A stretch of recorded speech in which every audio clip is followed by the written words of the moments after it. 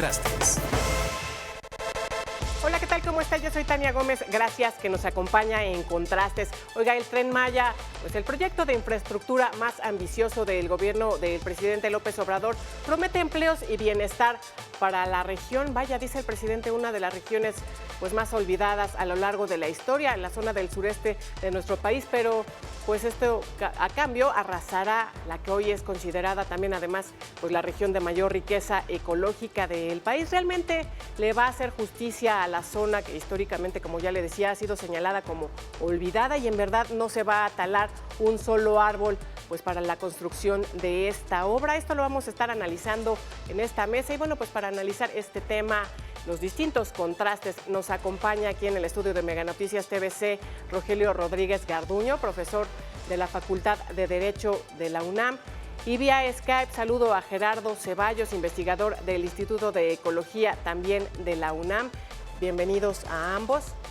Y pues comenzamos con este tema. En realidad, pues vaya que es el proyecto insignia, 1.500 kilómetros a lo largo de 5 estados, que bueno, pues ha generado mucha polémica desde el inicio, desde el arranque de este proyecto, y vaya, desde su anuncio, desde el hecho de que el presidente le haya pedido permiso a la tierra para llevarlo a cabo. Sin embargo, pues lo que estamos viendo hoy es un poco contradictorio con esto de pedirle permiso a la tierra. Rogelio, ¿qué te parece si comenzamos con este contraste? Vamos a escuchar qué es lo que dice el presidente en torno a este megaproyecto en el sureste del país. Vamos a ver. Por supuesto.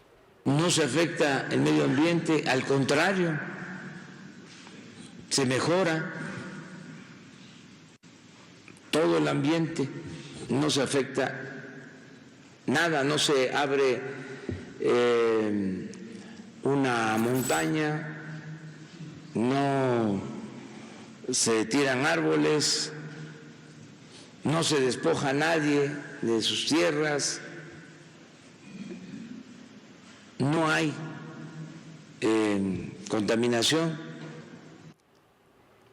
Bueno, pues esto es lo que decía el presidente en días pasados. De hecho, se ha reído de quien lo cuestiona en torno al daño ambiental que va a representar esta mega obra. ¿Qué decir de estos señalamientos? No se despoja a nadie, no va a haber ningún daño, y bueno, por el contrario, él dice, pues se va a generar riqueza en esa región del país.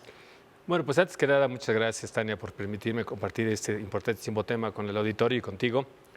Y sin duda que es un tema que hay que verlo desde muchas aristas. Yo empezaría por la que el propio presidente propone. En toda obra, cualquier obra humana, así a priori, genera una afectación al medio ambiente. Esto es algo que por lógico y respetando la inteligencia de las personas lo dejamos a salvo. Ahora, ¿en qué grado afecta al medio ambiente? Esto se analiza a través de la manifestación de impacto ambiental, que para toda obra de esta naturaleza tiene que estudiarse y en su caso ser autorizado por la autoridad ambiental correspondiente, por la Semarnat. ¿Qué ha dicho la Semarnat? Que no es automático, que no se va a exentar al gobierno federal, a Fonatur y al gobierno federal en su conjunto de obtener la manifestación de impacto ambiental. Entonces es algo que está todavía por ponerse en blanco y negro, y que la autoridad ambiental habrá de dar respuesta a lo que el presidente hoy da como una afirmación. Si va a tirarse un árbol o no va a tirarse, si va a afectarse un manto, si va a afectarse al entorno ecológico, se va a alterar el entorno ecológico, sin duda que sí. Si esta medida, si este impacto, esta afectación tendrá como contrapeso medidas de mitigación, que en su momento el experto nos va a hacer favor de ilustrar, porque no se trata tampoco de paralizar el curso del desarrollo de la humanidad, y en este caso de México y particularmente de la zona maya. Se trata de medir el impacto, el cual es indudable que lo habrá, y qué medidas de mitigación impone la autoridad y cuáles ofrece el proyecto. Entonces, bajo esa circunstancia, me parece que la afirmación del señor presidente demandaría de una respuesta formal en un Estado de Derecho. Por supuesto. Gerardo, no sé si tenemos a Gerardo en la vía telefónica. Gerardo, ¿qué decir de estas afirmaciones del presidente? Y además yo te preguntaría si realmente pues los ferrocarriles contaminan o no, porque el presidente ha dicho, a ver, pues el ferrocarril no contamina frente a lo que puede representar cualquier vehículo. ¿Qué decir de estos comentarios? Mira, yo creo que aquí también, como bien comenta nuestro compañero, hay varias aristas.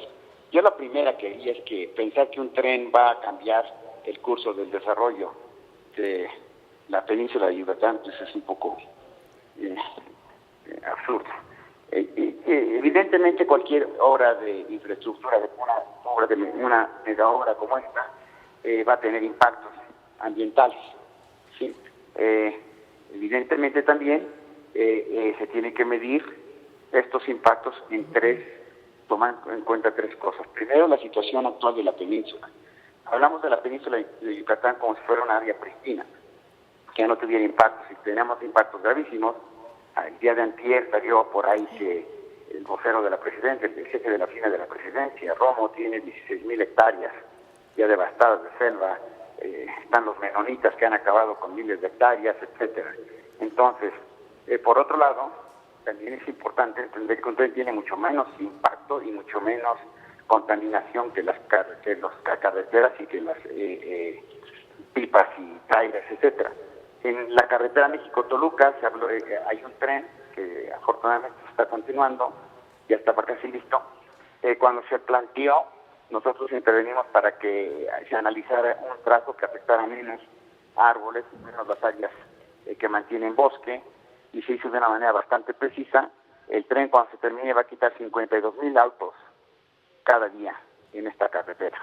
Es decir, el impacto que va a tener es enormemente positivo, es enormemente mayor que el negativo que tuvo de haber tirado algunas cientos de árboles.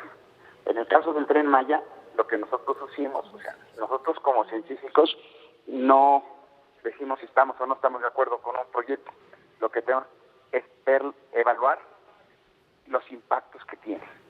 Y en este sentido, la evaluación tiene que ver el diagnóstico de cómo está actualmente la situación, cómo se puede hacer este tren, qué impactos va a tener y se pueden mitigar los impactos. Y lo primero que hicimos, y rápidamente digo las varias cosas, uno, pedimos a Fonatur que se siguiera toda la normatividad ambiental, y lo aceptó. Tiene que haber manifestaciones de impacto ambiental. No puede construir ningún área natural protegida. Tiene que ir por los derechos de vía, donde ya está, primero la mitad del tren ya está construido y el resto tiene que ir por donde hay carreteras y líneas de tendido eléctrico, etcétera, en lo que se llaman en la actualidad estos cinturones de infraestructura que concentras el impacto para que lo puedas mitigar mejor. En el caso de este tren, lo que nosotros hemos pedido es que el análisis nos diga exactamente cuántas especies y cuánta población, cuántas hectáreas se van a afectar, y con esto nosotros evaluar qué se puede hacer. Y hasta el momento lo que hemos trabajado con Fonatur ha sido básicamente que se han cumplido todas las demandas que hemos pedido. Por ejemplo, el tren, se están haciendo los estudios de impacto ambiental, tendrán que presentarse y verse, especialmente una vez que estén presentados, qué se tiene que hacer para mitigarlo. Segundo, no cruza ningún área protegida. Tercero, va a tener que haber mitigaciones como pasos de fauna. Pero hay cosas inclusive más importantes. Para nosotros, como es una obra tan importante para este gobierno, estamos tratando de que por el tren podamos empezar a ordenar el territorio y, por ejemplo, parar la deforestación masiva y el uso de pesticidas peligrosísimos que están haciendo los menonitas en Jopelchen y en Bacalar, por ejemplo. Claro. En la reserva de Calakmul ya está entrando la mafia china a deforestar, una mafia que deforestó de Guayaquillo y Silicote, ya todo Centroamérica está llegando a México. Hace una semana tuve una reunión con el comandante, el general Curcio, y hablamos de que la Gendarmería, que la Guardia Nacional Ambiental aumente de 150 individuos a 600, de los cuales 200 se van a despegar ahorita ya en Calakmul, para empezar a atacar estos problemas. Claro. Es decir, si acompañamos estas cosas, podemos tener un impacto positivo. Por supuesto, Gerardo. Vaya, de este lado, Rogelio, es una obra que está avanzando, de hecho ya se lanzaron las primeras licitaciones, sin embargo, pues ¿cuál es el mensaje de que hasta este momento no se haya presentado la manifestación de impacto ambiental? Y esta forma de actuar por parte del gobierno federal ya lo hemos visto, se actuó pues de manera muy parecida con el aeropuerto, con la obra de Santa Lucía, que lo mismo, se inició un proyecto sin tener pues todo lo que marca la ley en este tipo de obras y además pues frente a los amparos, lo que se hizo pues fue echarlos para atrás, ¿no? Yo puedo más y bueno, pues qué decir en este caso. Sí, efectivamente, Tania, hay una tendencia del gobierno federal para primero hacer el anuncio político, para hacer un planteamiento ideológico y después cumplir con la ley. y el primero obligado a cumplir con la ley y con la Constitución es el gobierno de la Federación. Dicho en este sentido específico es que lo primero que se tendría que haber tenido, incluso para efectos de la discusión ambiental, es tener el proyecto ejecutivo terminado, como un primer tema. Después del proyecto ejecutivo, obtener los permisos, en su caso concesiones y permisos del propio gobierno federal, acompañadas de la manifestación de impacto ambiental, una vez que se conozca debidamente los alcances del proyecto.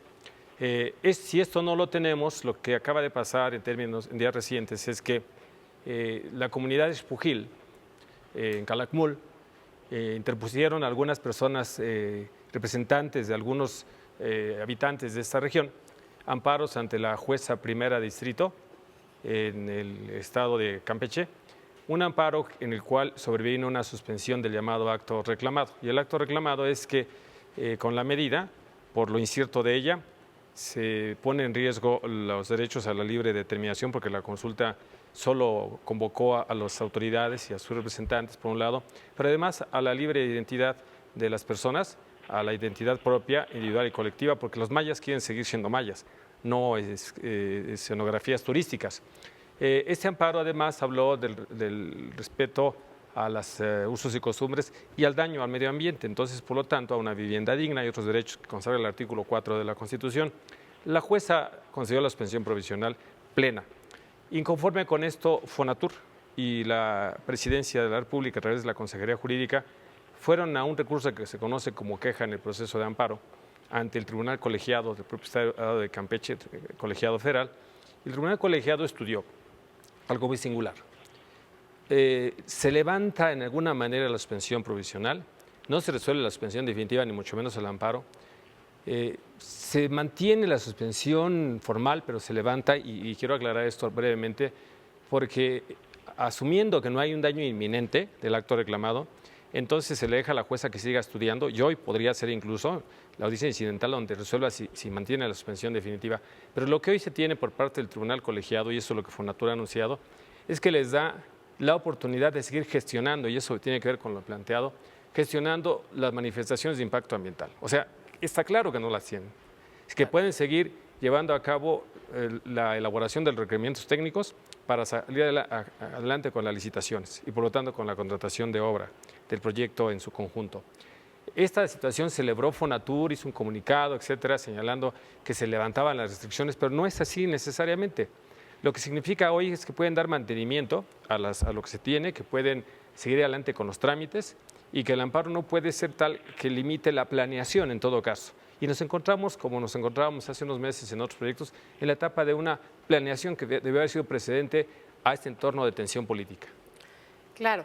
Gerardo, nos comentabas hace un momento que pues podría ser un proyecto beneficioso siempre y cuando pues se llevara a cabo con cuidado. Sin embargo, bueno, pues nos queda claro que el presidente lleva prisa pues con todas estas grandes obras que, bueno, ha dicho van a marcar a su gobierno, son partes de esta pues autodenominada cuarta transformación. Sin embargo, pues qué decir si no se lleva pues con el cuidado suficiente, porque pues se ha dicho que esta obra pretende atravesar Calakmul, Siancán. Se trata pues de áreas que cuentan con gran biodiversidad en nuestro territorio. Mira, nosotros hemos estudiado, nosotros somos los primeros interesados en que se haga bien, ¿no? En primer lugar, la mitad del tren ya está terminado, o sea, ya está hecho, ya va el tren desde Palenque hasta Valladolid, ya existe. Entonces están trabajando en modernizarlo, etcétera. Parte de la modernización es que es una coincidencia muy buena para la fauna, para nosotros, es que las nuevas alcantarillas tienen que tener 2 metros de alto y 1 metro 2 metros de ancho, 1 metro de alto, unas especificaciones mucho más grandes para aguantar avenidas mucho más grandes que se supone van a haber por el cambio climático, etcétera, y eso va a ayudar a tener la carretera. Ahorita ya están las carreteras, pero las carreteras y los trenes y el tren mucho más permeable para que no sean una barrera para la fauna.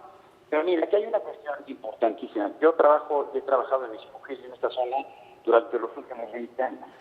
Y aquí, evidentemente, yo no estoy en absoluto de acuerdo en las maneras que hace el presidente las cosas, en lo absoluto. Pero por otro lado, lo que yo te puedo decir es que en Calakmul, en Xpujil, el desarrollo es un desarrollo completamente desordenado se pierden alrededor de la reserva más de 1.500 hectáreas de selva cada año. Las comunidades, tanto locales como los intereses externos, tienen una presión a la reserva gigantesca. Y es decir, a mí me parece que esta coyuntura que existe es una coyuntura más bien política. Es decir, independientemente de los derechos que tengan las personas afectadas, que puedo estar de acuerdo y que se tenga que hacer lo que marca la ley, lo que estamos hablando es que esta región, en la cual, por ejemplo, una pequeña fundación que yo tengo, que se llama Amigos de Calakmul, llevamos cada 15 años pagando servicios ambientales en más de 100.000 hectáreas para que los campesinos puedan mantener sus extensiones forestales sin tocarlas, ¿sí? No es una región que no esté pristina, es decir, tiene grandes problemas y grandes amenazas. La carretera ya existe, hay una carretera de 4 carriles en una parte y de 2 carriles muy amplios en otra parte que cruza la reserva, precisamente a la mitad, y es por donde deberá pasar el tren. Si es que pasa, si es que los estudios, el tren en esa parte no va a pasar todavía, ni se va a iniciar ninguna construcción, porque los estudios de impacto ambiental y técnicos no están hechos. Nosotros, en esta parte, vamos a ser los primeros en supervisar que las manifestaciones estén listas, y si están listas, ¿qué tienen que ver? Pero lo que te puedo decir es que si no hay una obra, de cualquier manera, si no hay la atención del gobierno federal y de los gobiernos estatales de atender la situación, vamos a perder grandes extensiones de selva.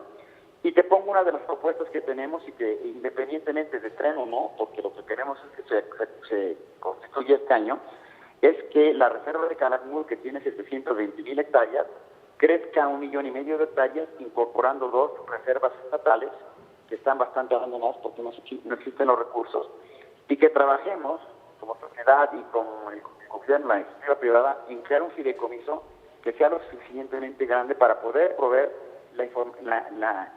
los recursos básicos para mantener esta gran reserva.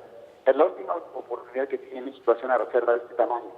Entonces, cuando yo digo con tren o no, es sí, usando la información que está generando el Tren Maya y otras instancias, estamos usándola para proponer la reserva, y evidentemente que hay interés del presidente de su tren. Esto nos puede ayudar a consolidar estos años. Eso no tiene que ver absolutamente nada con la situación política y la situación de los pobladores locales. Pero lo que yo sí te puedo decir es que si logramos consolidar esta gran reserva y seguimos consolidando las reservas forestales en cada uno de los ejidos, que ya llevamos aproximadamente 15 y son 172.000 hectáreas de reservas comunales, vamos a poder tener un desarrollo de la población local mucho más sustentable y mucho más sólido a largo plazo. Claro. Pero no tiene que ver nada con la manera en que está actuando el gobierno, es completamente separado. Por supuesto. Los invito a que veamos los siguientes datos para comentarlo contigo, Rogelio. De acuerdo con el proyecto que ha presentado Fonatur, el costo que va a tener ronda los 139.000 millones de pesos. Sin embargo, pues el IMCO ha cuestionado a esta cifra. El Instituto Mexicano para la Competitividad dice que esta obra puede llegar a costar hasta 1.599.000 millones de pesos. Esto es 10 veces más de lo que estima el gobierno. Esto pues de acuerdo con ejemplos que hemos visto de proyectos anteriores, cuando no están bien planeados. Es el ejemplo, por ejemplo, del tren Toluca, que además, hay que decirlo, no se ha echado a andar porque pues es una obra que no ha concluido, y además pues ya hasta este momento no tengo la cifra, lamentablemente, de cuánto se ha incrementado pues el costo original. Pues efectivamente lo que advierte el INCO es una constante en la ejecución de obra en el gobierno mexicano, no solo del actual gobierno del presidente López Obrador, sino acaba de suceder con el presidente Peña Nieto en uno de sus proyectos emblema, como fue el tren Toluca para interconectar, en el proyecto que incorporaba la unión de los aeropuertos Toluca y el fallido aeropuerto internacional de la Ciudad de México. Pero, ¿por qué el INCO hace esta advertencia? Porque en la medida de que el proyecto no está debidamente definido, en la medida de que no están determinados los calendarios con precisión y con certeza jurídica, la ley de obras reglamentaria, el artículo 134 de la Constitución, establece, por ejemplo, que si las licitaciones hoy se echaran a andar y se adjudicaran los contratos plenos para toda la ejecución del proyecto, pero persistieran estos problemas jurídico-políticos a los que bien se hacía referencia por parte de Gerardo, y tú comentabas muy debidamente, entonces hay en la ley una serie de previsiones que protegen al constructor, porque Si el constructor no le es imputable la demora, entonces se le tiene que pagar. Por un lado, entonces es una precisión que a priori comento. Pero si también hay problemas porque no se hicieron los estudios debidos de suelo en algunos pasos o estaciones, etcétera, entonces viene por la improvisación el llamado ajuste de costos. Entonces, eso la ley reglamentaria va previendo en favor del constructor o de los constructores. Entonces, como los criterios que se asumen, ojalá el gobierno rectifique, y lo digo en el mejor sentido de las palabras y exhorto al señor presidente y su equipo que estudien este tema, el criterio de adjudicación es precio.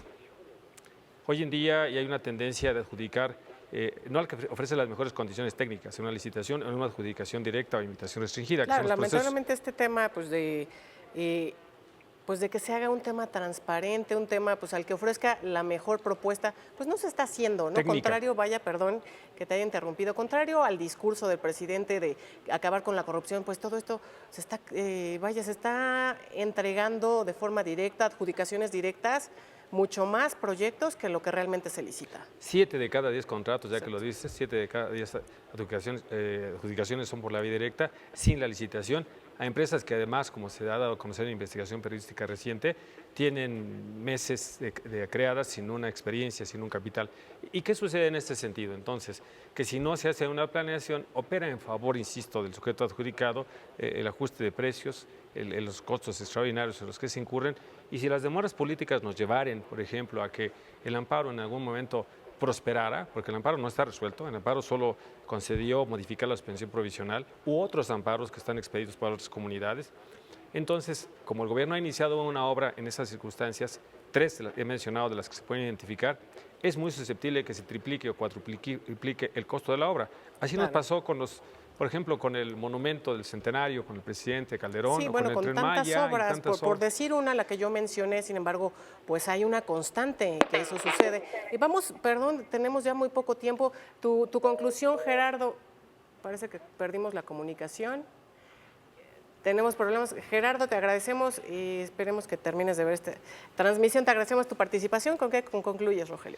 Concluyo con que el gobierno de la República tiene que ajustarse a la ley y a la Constitución y que este proyecto, como otros que vienen, pero este sin duda alguna puede reconducirse y obtener las manifestaciones de impacto ambiental, los permisos, echar a andar un proceso de planeación, además con el acompañamiento no solo en el discurso, sino en la realidad de las comunidades. Queremos desarrollo en el país. Creo que nadie está peleado con el desarrollo y menos si este es para rescatar a lo que parece ser un rezago histórico en esa zona de la península de Yucatán. Pero esto no puede ser a partir de un discurso ideológico, como dije hace un momento, sino tiene que ser con el concurso de los habitantes, porque además tienen que participar en el proyecto. Con las debidas previsiones y no pasar por encima del Estado de Derecho. Rogelio, te agradezco tu participación. Queremos saber su opinión. Mándenos un mensaje a través de nuestro WhatsApp. Aparece en su pantalla. Yo soy Tania Gómez. Lo espero mañana aquí en Contrastes.